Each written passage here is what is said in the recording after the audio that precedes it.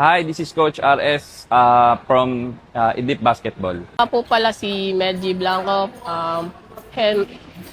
coach po ng Hoop Dynasty. Hi, I'm Coach Glenn of Bagsik Boleros Camp.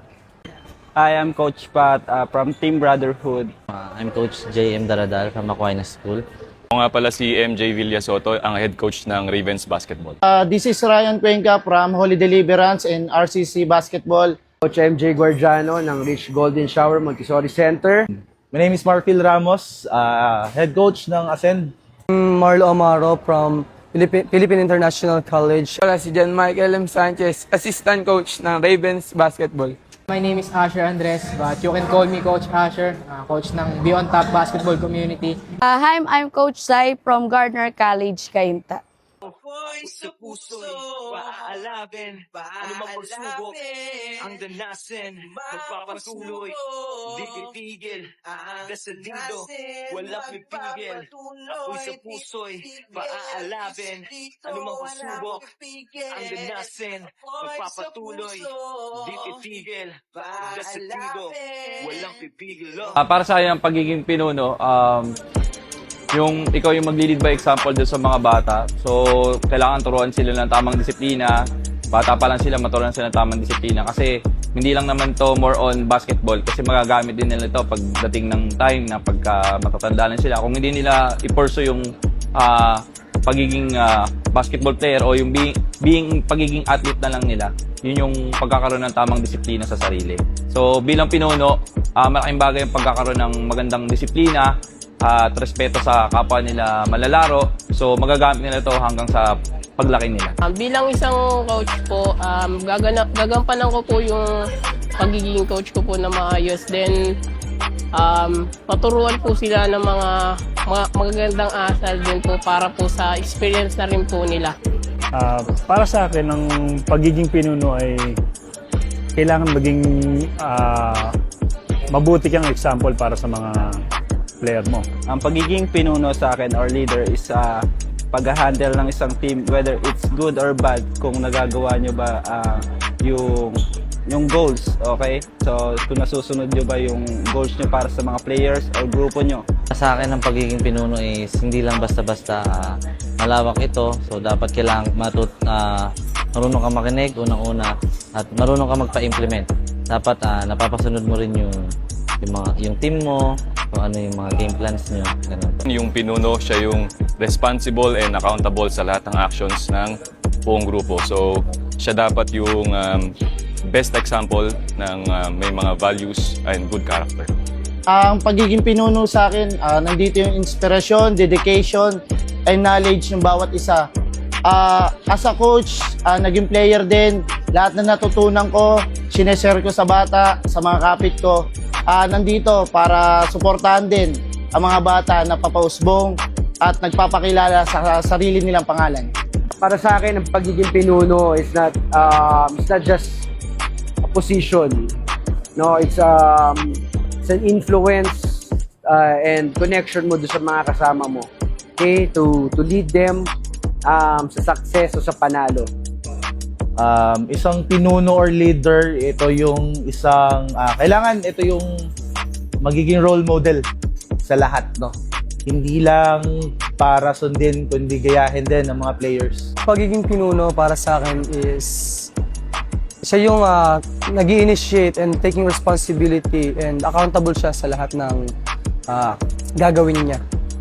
Para sa akin, ang pagiging pinuno ay yung pag-guide sa mga player at pagtama ng kanilang kamalian. Para sa akin, ang pagiging leader, isang magandang, dapat sa atin nagmumula yung magandang example. Maging example tayo na sa ganun na yung ano yung pinapakita nating example possible na maging magandang halimbawa sa mga players na. Yung para sa akin yung pagiging pinuno, ikaw mismo yung nagiging role model doon sa like yan sa mga players. As a head coach, syempre importante na sa'yo nagsisimula, okay, yung pagiging role model. So kung ano yung nakikita nila, dapat kung ano ka, nakikita rin nila yon para ginagaya ka rin nila. Bilang coach is nag-start ako bilang grassroots trainer. sa lugar namin, sa Barangay Santa Lucia. And then, naging trainer din ako ng school ng Santa Lucia High School. And then ito yung Idlip Basketball. So since nag-start ang Idlip Basketball, ako na po ang pinaka-main coach ng Idlip Basketball. So nag-start kami from 16 under, 18 under, hanggang sa meron po kaming 21 under. First time ko po mag-coach po, pero sisiguraduhin ko po na gagawin ko po yung best ko po para magampanan ko po yung pagiging coach ko po sa Alab po na season po na to. Bilang coach, kailangan mo laging papakinggan yung saloobin ng mga players mo. Ang experience ko sa pagiging coach is mahirap. Para sa akin, mahirap. So, bilang isang team coach na baguhan pa lang sa pagiging coach, medyo mahirap i-handle yung mga player na nakakasalamuha, pumapasok sa team. So, medyo struggle pero go lang para makamit namin yung goal namin. Sa experience po sa coach, first time coach lang po ako ngayon. So, rookie coach. So, ito sa mga ligang nasalihan namin. So, medyo maganda naman po yung tinatakbo, no? Natututo sa pagkatalo, natututo sa pagkapanalo. So, para sa akin, tuloy-tuloy lang po ang learnings na nakukuha ko ngayon. Experiences sa pagiging pinuno, actually marami. Siyempre, alam naman natin, ang pagiging leader, marami kang kailangan i-consider. Maraming different characters yung ililid mo. Iba't ibang klaseng ng mga bata yung tuturuan mo. So, kailangan yung values mo sa sarili mo, ikaw mismo kung ano yung gusto mong ituro sa kanila, meron ka rin. Experience ko as a coach, meron akong mga coach na nagme-mentor sa akin. Naging coach ko nung college, high school, andyan sila. Malaking bagay sila as a part ng pagiging coaching ko. May experience sa pagiging pinuno, okay? Kailangan maging pasensyoso ka, okay? Kasi ang pagiging sa tagumpay, hindi yan basta-basta. Okay? Unti-unti mong binibuild sa mga bata, okay? Sa mga bata, sa mga kasama mo, okay? Hanggat makuha nyo yung tagumpay, no, na hindi mo papakita sa kanila na ikaw ay mag-give up, okay? Hindi mo papakita sa kanila na mawawala ka sa focus mo sa nilalaro mo, sa ginagawa mo, no? Dadalhin mo sila hanggang sa pinaka gusto nyong posisyon na makuha at mapunta. Coach, so marami na rin mga naging coaching experience. So from mga batang level into mga medyo adult level na.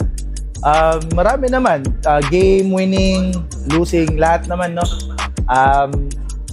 Either sa dalawa, manalo matalo, experience yun.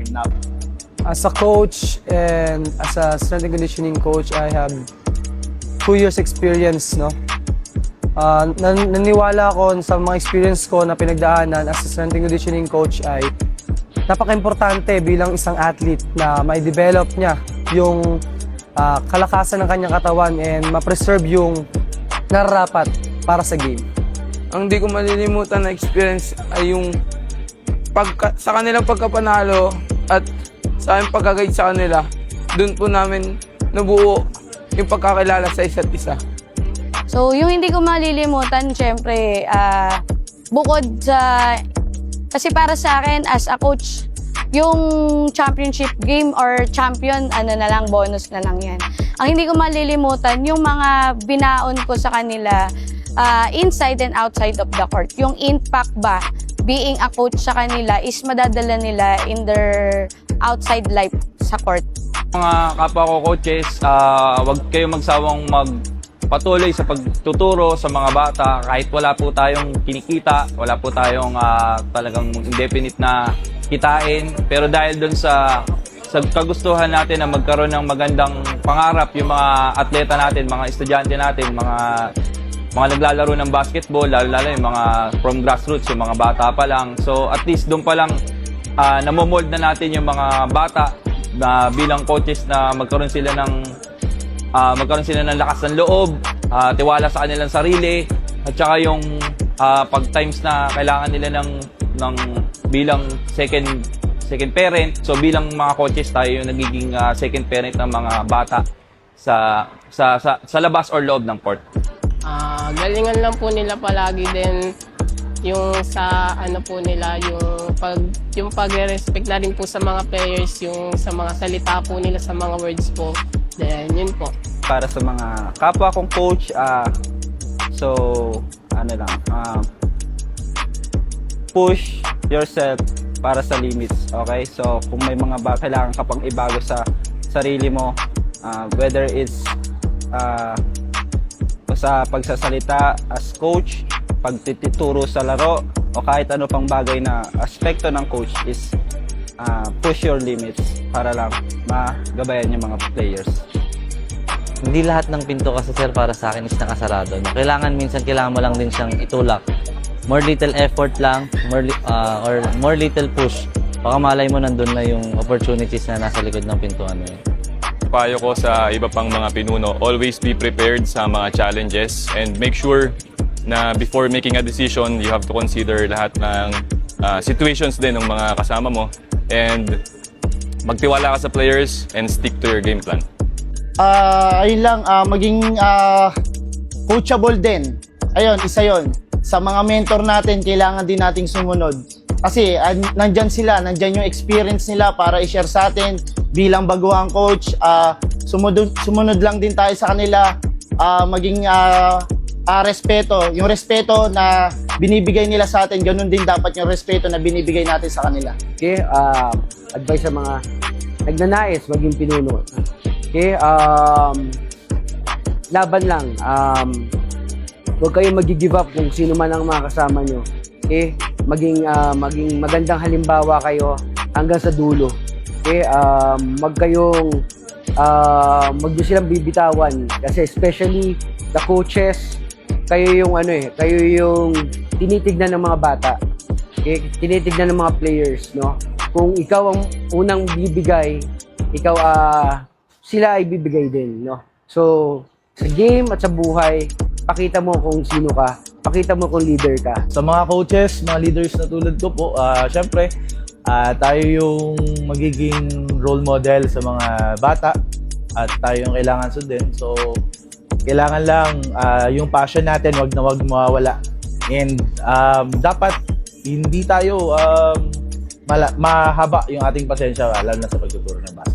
Mga kapwa ko coaches, patuloy lang tayo sa pagbibigay ng maging inspirasyon sa mga athletes natin na dapat sa atin pa rin magsimula yung pagiging physically fit and ma-inspire sila sa atin na ma-motivate pa sila lalo na maging isang better player and better person. Gusto ko magpasalamat sa management namin na patuloy sumusuporta and for letting us to join this kind of league, no? Magbigay lang po ng commitment sa team at pagdisiplina lang. Para sa akin as a coach kasi, syempre, yung mga players mo, iba-iba yung ugali niyan. So, you can never change someone or your players. So, kung talagang mahal ka nila, magbabago sila. So, yung payo ko lang din sa mga coach, syempre, bigyan nyo palagi sila ng confidence kahit yung mga nagsisimula pa lang. Kasi importante sa akin as a coach, para sa akin, hindi ko kailangan ng magaling na player. Ang importante sa akin, masipag. Kasi nandun yung hungry nila na matuto. So, ayun, maraming salamat sa Alab ng Puso PH para dito sa coach kit na ibinigay po nila. And then, eto, may mga nakasamang coaching board, and then notebooks, and then lace. Thank you, Alab. Apoy sa puso'y paaalabin. This your boy Gibor. Price.